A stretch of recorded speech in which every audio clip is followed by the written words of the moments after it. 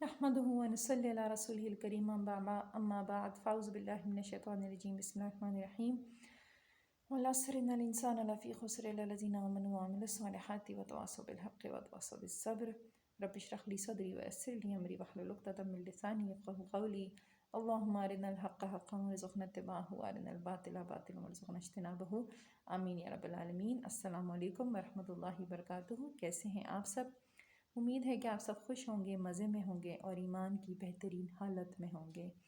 اچھا جی، ہم بات کر رہے تھے، آج ہمارا 10th سیشن ہے، الحمدللہ 10واں سیشن ہے، اور ہم لاسٹ سیشن میں ہم نے بات کی تھی کہ زندگی میں ہمارے جو بھی سچویشن ہوتی ہے، کوئی بھی حادثہ، کوئی بھی واقعہ، اچھا یا کوئی بھی شخص، کوئی بھی انسان اچھا یا برا نہیں ہوتا، ہم اس کے اوپر جو نظریہ لگاتے ہیں وہ اچھا یا برا ہوتا ہے۔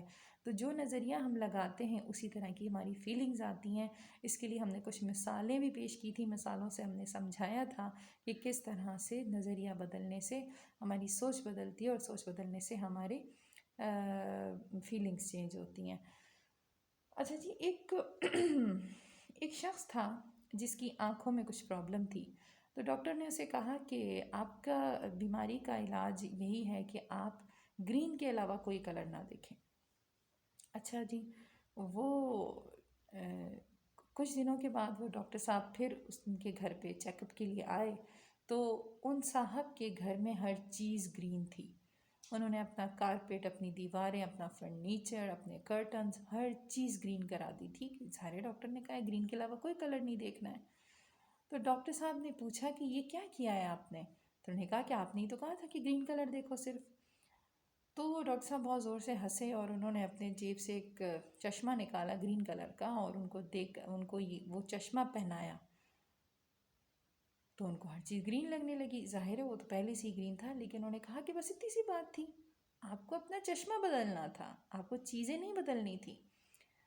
تو میں اپنا انوائرمنٹ کو نہیں بدل سکتی، میں دنیا کو نہیں بدل سکتی، میں معاشرے کو نہیں بدل سکتی، ہاں میں اپنا نظریہ ضرور بدل سکتی ہوں، اپنی نظر بدل سکتی ہوں، اپنی سوچ بدل سکتی ہوں۔ جب سوچ بدلے گی تو سب کچھ بدلے گا انشاءاللہ۔ اچھا دیکھیں، کیونکہ جب ہمیں کرنا کیا ہے کہ مجھے ایک ٹیکنیک سیکھنی پڑے گی۔ ٹیکنیک یہ ہے کہ مجھے تکلیفوں کو بھی انجوائے کرنا ہے۔ کیسے انجوائے کرنا ہے؟ تکلیف کو سیلیبریٹ کرنا ہے۔ اور ہوتے ہیں کچھ لوگ جو تکلیفوں کو بھی سیلیبریٹ کرتے ہیں، وہ کیسے؟ دیکھیں، ہم اکثر تکلیف کو سیلیبریٹ کرتے ہیں، لیکن ان کو ہم وہاں پر کرتے ہیں جہاں ہمیں اپنا فائدہ نظر آتا ہے، ٹھیک ہے؟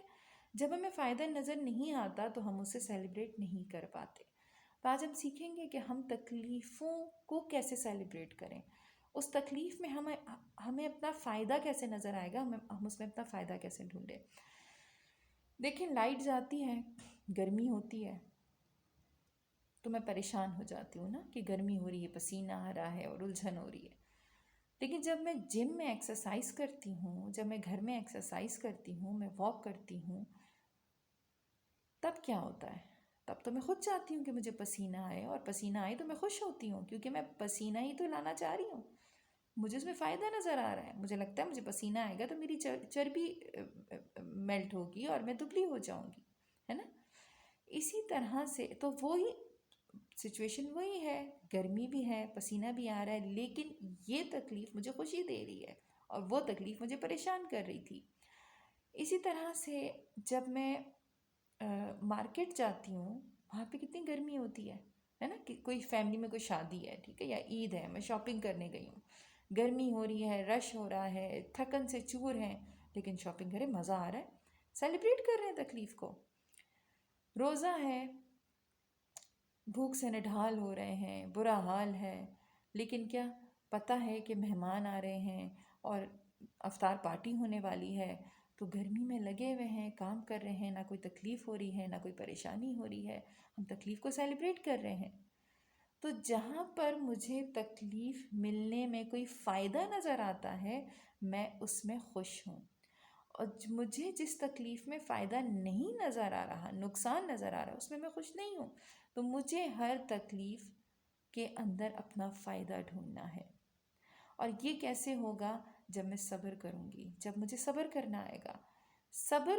میں کیسے کروں گی اور مجھے کیسے اس میں اپنا فائدہ نظر آئے گا؟ دیکھیں، مثال کے طور پر آپ سے کوئی کہتا ہے کہ فلاں شخص اگر تمہیں گالی دے یا کوئی تم سے تلخ بات کرے، بری بات کرے، تو تم جتنی دفعہ اس بندی کی بری نیگیٹو جملے اور برے رویہ کو بیئر کرو گی، برداشت کرو گی، صبر کرو گی، اتنی ہی دفعہ، یعنی ان کے ہر جملے پہ تمہیں 10 لاکھ روپے ملیں گے۔ فرض کریں تم نے ایک جملہ ان کا سنا، تلخ جملہ، تمہارے اکاؤنٹ میں 10 لاکھ آ گئے۔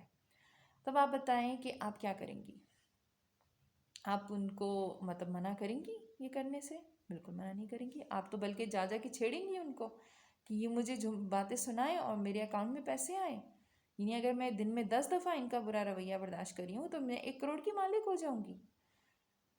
تو اسی طرح اگر مجھے آخرت میں، اگر مجھے اب اپنی ابدی زندگی میں انلیمیٹڈ نعمتیں چاہیے، انلیمیٹڈ اجر چاہیے، لگزیریس لائف چاہیے، تو مجھے تھوڑی تھوڑی نیکیاں کر کے گزارا نہیں ہوگا میرا، کہ ہر نیکی پہ 10 گنا اجر ہے۔ اگر میں 10 کر کے کماؤں گی تو مجھے بہت ٹائم لگ جائے گا۔ مجھے ایسی کوئی نیکی کرنی ہوگی جس سے مجھے انلیمیٹڈ اجر ملے، اور وہ نیکی صرف صبر ہے۔ صبر واحد وہ نیکی ہے، وہ عمل ہے جس کے لیے اللہ تعالیٰ فرماتے ہیں کہ اس کا میں بے حساب اجر دوں گا۔ تو مجھے بے حساب اجر کمانے کے لیے صبر کرنا پڑے گا۔ اور یہ دیکھیں، اللہ تعالیٰ نے ہمیں سورہ کہف میں بڑی خوبصورت مثال سے سمجھایا اس چیز کو، جو میں آپ کو سمجھانا چاہ رہی ہوں اور آپ کے ذہن میں کلیئر ہو جائے گا۔ سورہ کہف میں خضر علیہ السلام نے اس بچے کو قتل کر دیا، معصوم بچہ تھا نا۔ تو موسیٰ علیہ السلام سے برداشت نہیں ہوا، انہوں نے کہا آپ نے ایک معصوم کی جان لے لی، یہ تو آپ نے بہت بڑا ظلم کیا ہے نا۔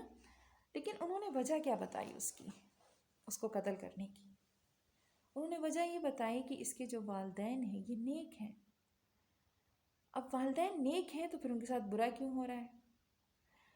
اصل میں ان کے ساتھ برا نہیں ہو رہا، ان کے ساتھ اچھا ہو رہا ہے۔ وہ کیسے ہو رہا ہے کہ اللہ تعالیٰ نے اس بچے کو بلوغت سے پہلے مار دیا، اس کو جنت میں بھیج دیا، کیونکہ بلوغت سے پہلے مرا تو ظاہر جنت ہی ہو گیا۔ اس کی موت پر اس کے ماں باپ کو صبر دے دیا، ان کو بھی جنت مل گئی۔ دنیا میں ان کو فرما بردار اور صالح بیٹا دے دیا اس کے بدلے میں، تو دنیا میں بھی خوشی دے دی اور آخرت میں بھی خوشی دے دی۔ لیکن یہ بات وہ ماں باپ کو تو پتہ نہیں تھی کہ اللہ تعالیٰ کیوں ہمارے ساتھ ایسا کر رہے ہیں۔ یہ تو خضر علیہ السلام، موسیٰ علیہ السلام کو بتا رہے ہیں، ان کو تو نہیں پتہ۔ اسی طرح جو کشتی میں انہوں نے سوراخ کیا، تو کشتی میں جو بیٹھے ہوئے ہیں وہ تو یہی سوچ رہے ہیں کہ ہمارے ساتھ اللہ نے برا کیا، ہمارے ساتھ زیادتی ہوئی۔ لیکن خضر علیہ السلام نے اس کی وجہ کیا بتائی کہ یہ جو ہے آگے جو ہے ظالم بادشاہ ہے، اور وہ جو بھی اچھی کشتیاں ہوتی ہیں ان پہ قبضہ کر لیتا ہے، تو میں نے اس کو داغدار کر دیا تاکہ وہ اس میں سوراخ ہوا ہے، کشتی تو ہے نا موجود، تو وہ اس سوراخ کو تو وہ فل بھی کر سکتے ہیں، اس کو ریپیئر بھی کیا جا سکتا ہے، لیکن کشتی تو ہے جو ان کی روزی کا ذریعہ ہے، روزی کمانے کا ذریعہ ہے۔ تو اب یہ کشتی جن کی کشتی ہے ان کو تو یہ اپنا نقصان نظر آ رہا ہے نا، ان کو یہ نظر نہیں آ رہا کہ اللہ نے بڑے نقصان سے بچا لیا ان کو۔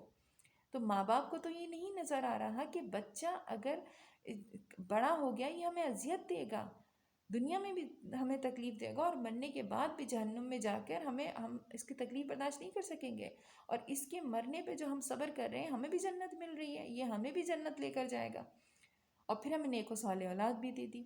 تو یہ سب چیزیں وہی سمجھ سکتا ہے جس کو تقدیر پر ایمان ہوگا، جسے اپنے رب کی رحمت پر یقین ہوگا، وہ ان سب باتوں کو اسی زاویے سے دیکھے گا۔ دیکھیے آپ کو مثلاً مجھے ایک تکلیف ملی، مجھ پر ایک مشکل آئی، مجھ سے کوئی چیز چھین لی گئی، کوئی نعمت میری کم ہو گئی، کچھ بھی ایسا ہوا، ایک واقعہ ہوا، حادثہ ہوا، مجھے اس کے اوپر تکلیف ملی، ٹھیک ہے۔ اب کیا ہوا کہ اسی تکلیف کے ساتھ، اسی غم کے ساتھ میں اپنی زندگی گزار رہی ہوں۔ آخر کار کئی سالوں کے بعد مجھے پتہ لگا کہ وہ جو تکلیف مجھے ملی تھی وہ تو میرے فائدے کے لیے تھی، اس میں تو میرا فائدہ تھا۔ کبھی کبھی دنیا میں ہی پتہ چل جاتا ہے، کبھی مرنے کے بعد پتہ چلتا ہے۔ مرنے کے بعد جب میں دوبارہ زندہ ہوئی تو مجھے پتہ چلا کہ مجھے جو تکلیف ملی تھی اس کے بدلے میں تو مجھے اتنا اجر مل رہا ہے۔ جو میں دعائیں کرتی تھی وہ قبول اس لیے نہیں ہوتی تھی کیونکہ اللہ نے مجھے اس کے بدلے میں اجر دے دیا۔ آپ کو پتہ ہے کہ ایک شخص کو جس نے ساری زندگی صرف تکلیفیں دیکھی ہوں گی، اس کو جنت کی ایک جھلک دکھائی جائے گی اور اس سے پوچھا جائے گا کہ اے بندے، تو نے زندگی میں کبھی کوئی تکلیف، کبھی کوئی پریشانی دیکھی ہے؟ تو وہ کہے گا کہ پریشانی کیا ہوتی ہے میں نہیں جانتا۔ تو وہ اس وقت وہ یہ کہے گا کہ کاش میرے اللہ تو نے مجھے میری کبھی کوئی دعا نہیں سنی ہوتی، کاش تو نے مجھے کبھی کوئی خوشی اور زندگی میں نہیں دی ہوتی، تو آج میں اور زیادہ اجر کماتا، اور زیادہ میری زندگی اور مجھے اور بڑی جنت میں دے دی جاتی۔ تو بات یہ ہے کہ میں اگر یہاں پر تو مجھے پتہ چل گیا اور اب تو مجھے سمجھ آ گئی، اب میں اللہ کا بہت شکر ادا کر رہی ہوں اور میں احسان مند بھی ہو رہی ہوں اور میں خوش بھی ہوں، لیکن یہ جو یہاں سے لے کر یہاں تک میں نے ٹائم پیریڈ گزارا ہے، یہ میں نے تکلیف میں گزارا ہے، یہ میں نے غم اور خوف میں گزارا ہے، تو مجھے جو رویہ یہاں پر میں اس وقت اپلائی کر رہی ہوں یہ مجھے وہاں پر اپلائی کرنا ہے تاکہ یہاں سے لے کر یہاں تک کی زندگی میری سکون اور خوشی میں گزرے۔ تو بات یہ ہے کہ مجھے آخرت میں ایک لگزیریس لائف چاہیے اور مجھے ان لمیٹڈ اجر چاہیے، اور یہ اجر مجھے صبر سے ہی مل سکتا ہے۔ تو جب میں صبر کروں گی مجھے ان لمیٹڈ اجر ملے گا، اور جس کو صبر کرنے کا موقع نہیں مل رہا، صبر تو میں تبھی کروں گی نا جب کوئی ایسا موقع آئے گا، جب مجھے کسی کے رویے سے، میں کسی کا برا رویہ ہوگا تو میں اس پہ صبر کروں گی، کوئی آزمائش ہوگی تو میں اس پہ صبر کروں گی، کوئی نعمت چھنے گی تو میں اس پہ صبر کروں گی۔ اور جب میں صبر کروں گی تو جب میرے پاس کوئی سچویشن ہی نہیں ہے تو میں کیسے صبر کروں گی؟ تو جس کو یہ موقع نہیں مل رہا وہ تو محروم رہ گیا۔ میں تو خوش قسمت ہوں کہ مجھے یہ موقع دیا اللہ نے کہ میں صبر کر کے ان لمیٹڈ اجر کما سکتی ہوں۔ تو اللہ تعالیٰ عمل کرنے کی توفیق دے اور ہم سب کو اللہ کی مصلحتوں کو سمجھنے کی توفیق دے۔ اگلے سیشن میں انشاءاللہ ہم بات کریں گے عادت کی، عادت کو کیسے بدلا جائے، نظریات کو کیسے بدلا جائے اور سوچ کو کیسے بدلا جائے۔ میں اپنی سوچ کیسے بدلوں، میں اپنی منفی سوچ کو مثبت سوچ سے کیسے بدلوں، جس سے میری نظریات بھی بدلیں گے، میری سوچ بھی بدلے گی اور پھر میری عادتیں بھی بدلیں گی۔ انشاءاللہ اس پر بات کریں گے، تب تک اپنا بہت خیال رکھیے گا، مجھے دعاؤں میں یاد رکھیے گا۔ السلام علیکم ورحمۃ اللہ وبرکاتہ۔